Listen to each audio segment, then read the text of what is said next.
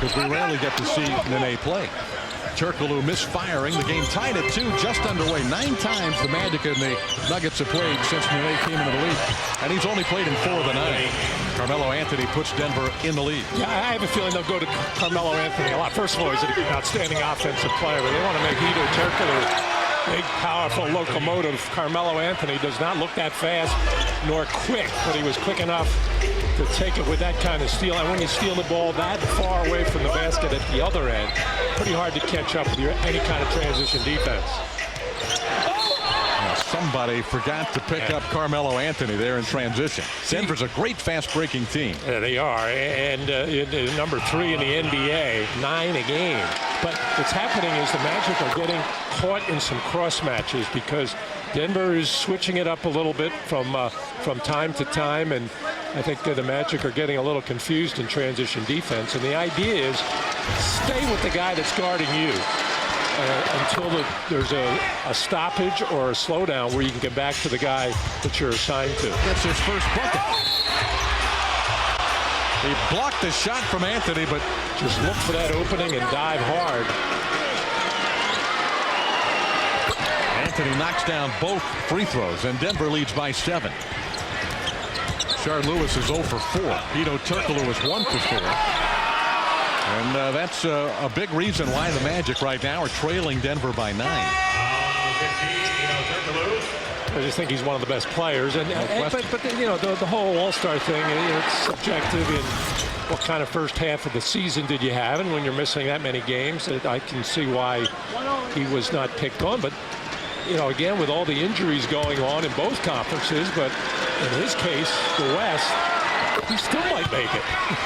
But the touch fouls 30 feet from the basket are the ones that could make it a long night. Oh boy, that's what I mean. That's for the big boys inside there. Now, Carmelo Anthony comes back holding his back, but he was in a crowd. He's going to shoot his 9th and 10th free throws of the game.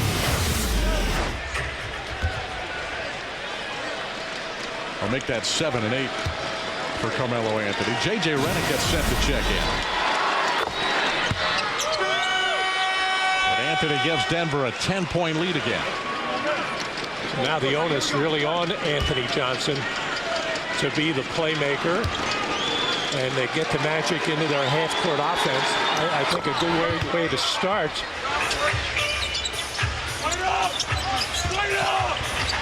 Oh no, you can't get a great player baseline like that.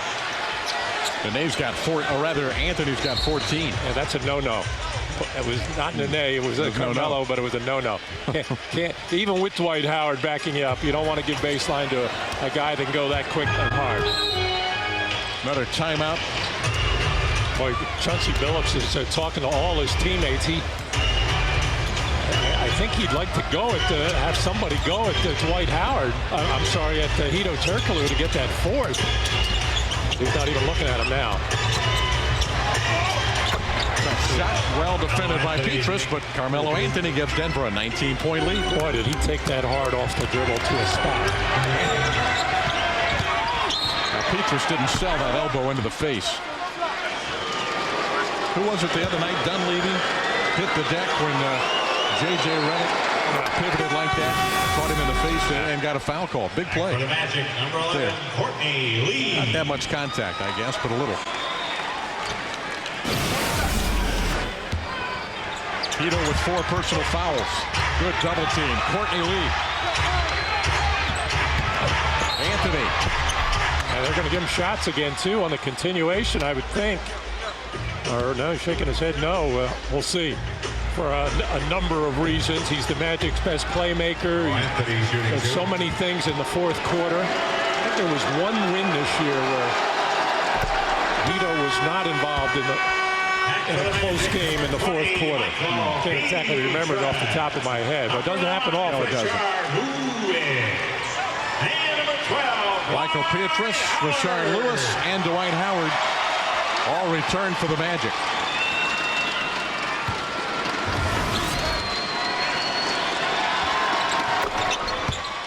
Anthony is 11 of 12 on the free throw line. He averages 7 free throws a game. So Tyronn Lue is not a penetrator. He's too small to finish in and around the basket.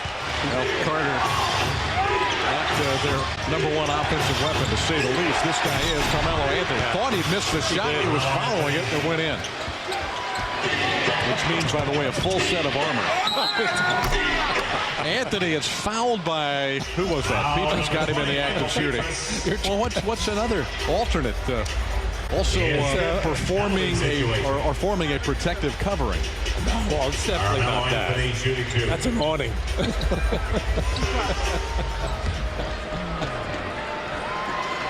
Well, there was one of the possible definitions that almost worked. It's a magnificent array of a lot of things, and that's what I was being sarcastically referring to the different ways that the Magic turn the ball over. So the word fit the situation. Okay. Mr. Scrabble. If you say so. This double team. Howard is called for a foul. Looked like a terrific trap right in front of us at midcourt. His fourth penalty situation. That's his fourth.